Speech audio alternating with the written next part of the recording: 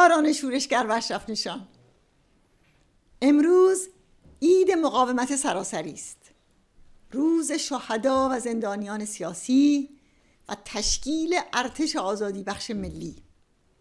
میخواهم با جملاتی شروع کنم که 21 سال پیش در پیام به تظاهرات شما در برلین در 22 بهمن 1383 گفتم حرف ما روشن است. مقاومت رهایی بخش مردم ایران باید به رسمیت شناخته شود. ما میگوییم نه مماشات و حفظ رژیم آخوندی و نه جنگ، بلکه راه حل سوم، یعنی تغییر توسط مردم و مقاومت ایران. تغییر دموکراتیک خواست مردم ایران و حکم تاریخ است. آیا امروز این خواست اکثریت عظیم مردم ایران نیست؟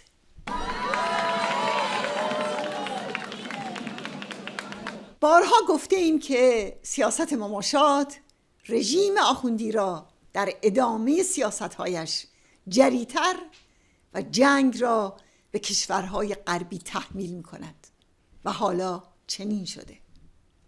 پس باز هم تأکید می‌کنم که لازمه صلح و امنیت در این منطقه تغییر رژیم به دست مردم و مقاومت ایران است.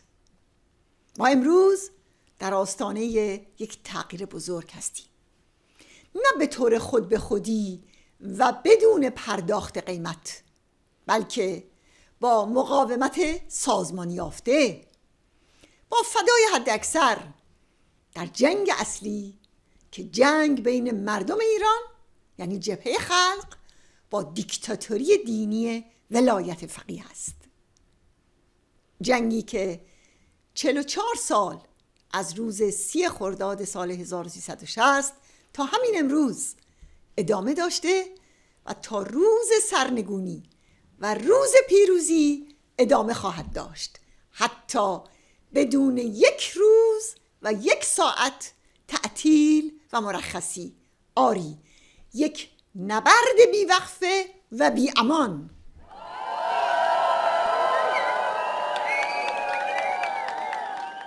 بعد از آتشبس در جنگ ایران و عراق هم آشکارا و با صدای بلند می گفتیم که جنگ اصلی بین مردم ایران و رژیم خمینی کماکان پابرجا و به قوت خود باقی است و مقاومت برای آزادی ادامه دارد. هموطنان، برادران و خواهران عزیز، در 44مین سالگرد قیام 30 خرداد زمین و زمان گواهی می دهد که خطوط و نظرگاهی که 30 خرداد و مقاومت عادلانه از آن برخاست حق و ضروری بود. چرا؟ چون به قول مسعود مهیبترین نیروی ارتجاعی تاریخ ایران سر برداشته بود و هیولا همه چیز را در کام دیکتاتوری دینی فرو می‌بلعید. مقاومت ما همان یلی بود که تسلیم ارتجاع نشد، فروغ آزادی را شعله‌ور نگه داشت، جام زهر را در جنگ ضد میهنی به حلقوم خمینی ریخت و از 7 خان و 70 خان عبور کرد. سلام بر عشقهای شعله‌وری مثل صدیقه و ندا که این روزها سالگرد شهادت آنهاست. راستی که سرفصل 30 خرداد سال 60 برای مردم ایران و همه مجاهدان آزادی دوراهی سرنوشت بود. یک طرف تسلیم و انفعال در برابر دیوی که تنوره می‌کشید و آمده بود که مأموریت ناتمام شاه را در سرکوب و دیکتاتوری به اتمام برساند. خمینی خودش صریحاً ابراز پشیمانی میکرد که چرا از روز اول، یعنی همان فردای سقوط شاه، چوبه های دار را برپا نکرده. طرف دیگر اما مقاومت برای آزادی و نگفتن به تسلیم بود. سر خم قدغن.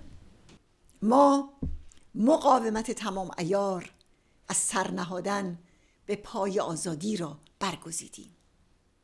جرم من و شما و همه ما همین است. همه شیطان سازی ها به همین خاطر است.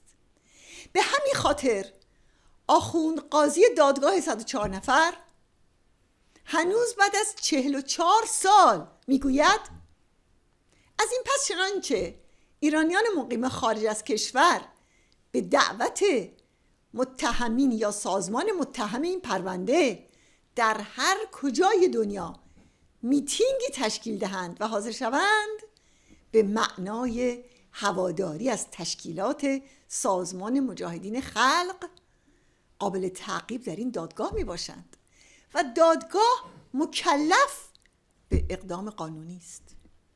عجب.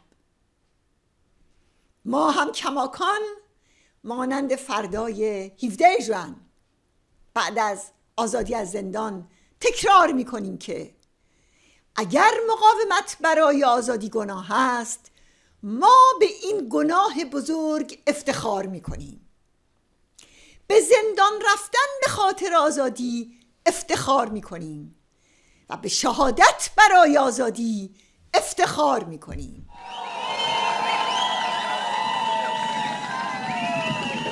هموطنان، خواهران و برادران، آنهایی که همین رژیم را ترجیح می دهند می گویند آلترناتیوی وجود ندارد و طبعاً در همین چارچوب از به رسمیت شناختن مقاومت ایران هم روی برمیتابند.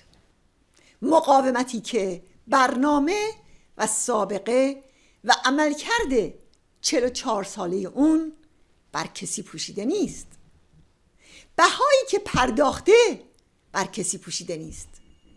به راستی که بزرگترین، طولانیترین، بغرنجترین و خونینترین مقاومت سازمان یافته تاریخ ایران بوده و هست، با چراغ راهنمای نه شاه و نه شیخ.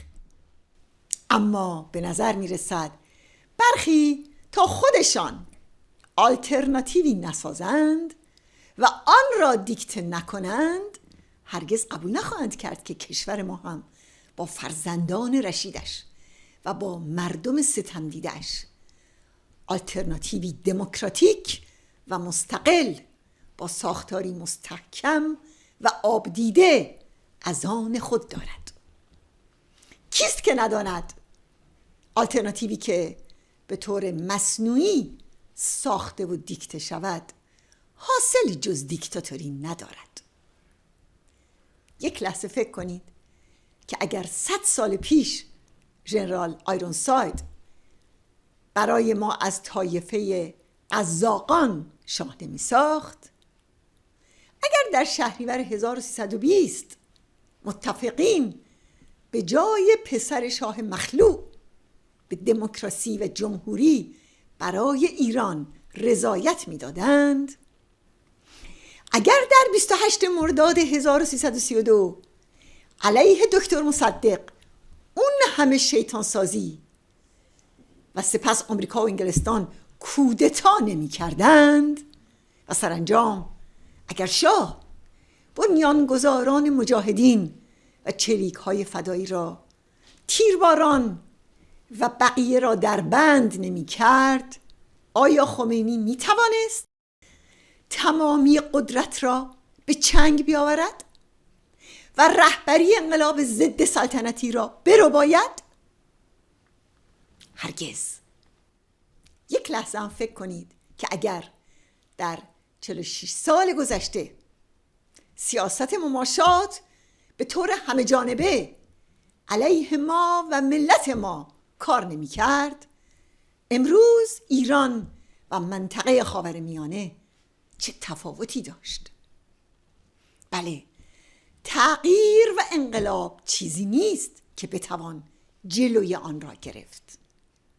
آزادی و رأی و انتخابات آزاد خواست خروشان مردم ایران از انقلاب مشروطه تا به امروز است و البته مردم ایران به آن خواهند رسید.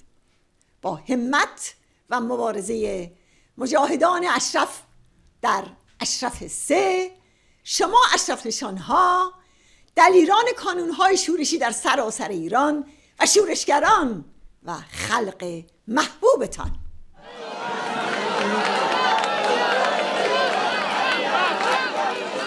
ما برای سرنگونی رژیم و برقراری یک جمهوری دموکراتیک غیر اتمی با جدایی دین از دولت، برابری زن و مرد، حقوق ملیت‌ها، یک قضایه مستقل و لغو حکم اعدام به پا خواسته‌ایم.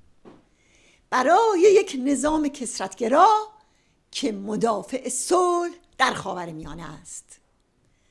ما از روز اول رو در روی زن ستیزی خمینی و خامنه‌ای و هر گونه اجبار قیام کردیم و فریاد زدیم: نه به حجاب اجباری، نه به دین اجباری و نه به حکومت اجباری.